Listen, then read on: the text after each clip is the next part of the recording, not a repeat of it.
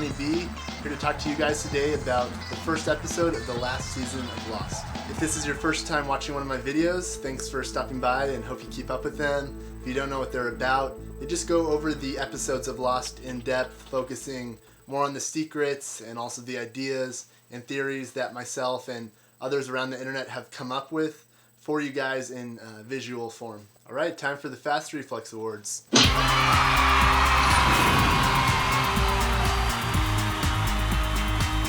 And boom goes the dynamite. Alright, here's the winners from last week's recap.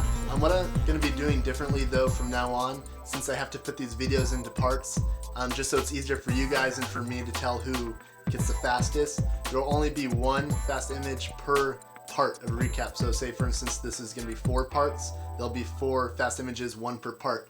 And I'm going to be doing the top 5 fastest for each part. So right when you see that image, post where it is in the video and what it is, and the top 5 people per part get mentioned in the next recap.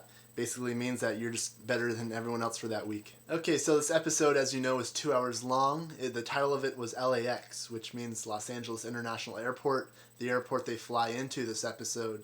But there's a space in between the LA and the X, and that's significant according to the producers, and not a typo.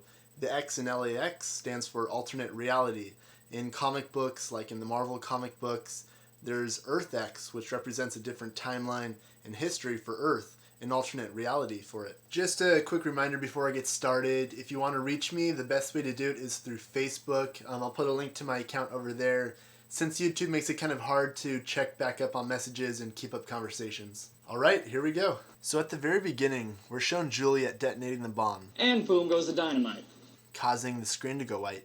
And it's at this moment that an alternate reality forms. We've had flashbacks, then flash forwards, and now the new device the producers hinted at, the flash sideways, meaning 2 realities going on at once. So as you guys know, this episode was 2 hours long. I'm going to try to keep this video under or around a half an hour though. I know you guys probably don't want to hear me talk longer than that. Unfortunately, I think it'll probably be around 38 or so minutes. But I'm going to break this video up into 2 parts. The first part being the reality where the plane never crashes, they're still on the plane to land at LAX safely. And the second part being the reality where it appears nothing changed, that the Losties are still on the island. Okay, so let's start with the flash sideways timeline. A few minutes into the episode, we're shown the island submerged underwater. After watching LAX, and specifically this scene, we should be able to tell that this isn't just a reset of the flight. When the incident happened in 1977, the world carried on. They were all born, but everything hasn't happened exactly how it did the first time. And the statue underwater should be a dead giveaway of how this is how the world ended up. This is all a new timeline. And we also see the Dharma shark swimming around here. So we start off on the plane with a different Jack, looking out of the plane's window. And throughout this whole episode, Jack in the flash sideways has a sense of deja vu, like a glitch in the Matrix. Now, the scenes on the plane last for the whole first hour of the show, but the big thing that we have to take away from this is that a lot of things, almost everything, on this version of the flight was different than the original in Season 1.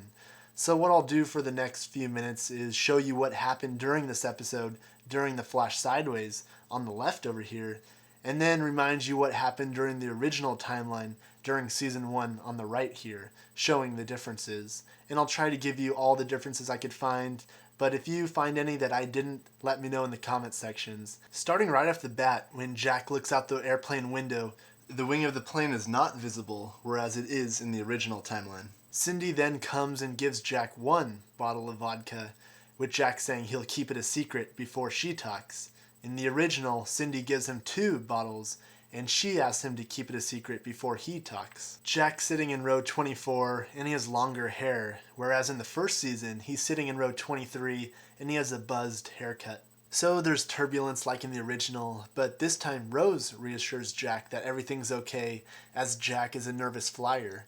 But remember in Season 1, Jack is the one who reassures Rose that it's all good, as Rose is a nervous flyer. And aside from the differences for a second, notice Rose's magazine. We see the quote, "The truth is out there," which is an X-Files reference.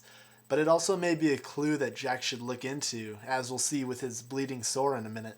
Rose doesn't have Bernard's ring, but in the original timeline, she had her husband's ring with her, saying she always kept it from him when they flew because his fingers swelled up. No announcement on the plane's PA system is made during the turbulence this flight, whereas in the original timeline, a flight attendant announces that the flight is experiencing turbulence right before the crash. The turbulence stops in the season, whereas we've watched the show for 5 seasons, so obviously it didn't in the original. Bernard returns from the bathroom, which he did not in season 1. Jack gets up and notices a bleeding sore on his neck, which he didn't have in the first season. So what's the significance of the bleeding sore on Jack's neck? Well, whatever it is, I think it's going to be one of those things that helps push Jack into discovering what's different about the world he lives in, that something's strange, something's up. Maybe it's a radiation burn from the bomb, but whatever it is, it's important because they focus on it for several seconds. When Jack gets back to his seat, Desmond is there in the seat next to his, but in the original, he was never on the plane.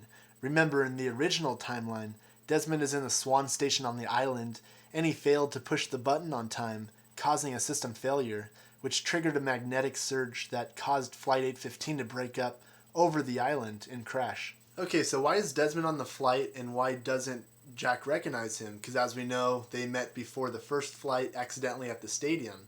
Well, one idea is that if the bomb worked, Desmond would never have known Penny, and he would have never gone to the island, because as we know, Penny is Charles Widmore's daughter, and if the bomb worked, Charles Widmore would have died on the island in the explosion.